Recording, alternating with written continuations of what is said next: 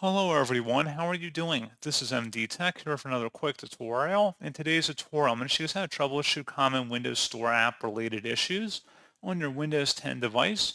So this should hopefully be a pretty straightforward process here, guys. And without further ado, let's go ahead and jump straight into it. So all you have to do is open up the search menu and you want to type in troubleshoot. Best result, you come back with troubleshoot settings. Go ahead and open that up.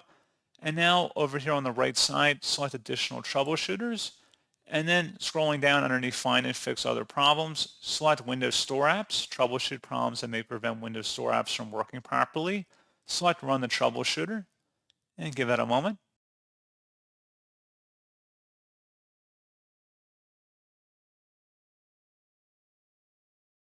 And then hopefully at that point you should be good to go. If you're still having issues after this or something else we can try as well, and that would be to open up the search menu and type in WS Reset. Best match, come back with WS Reset. Go ahead and open that up.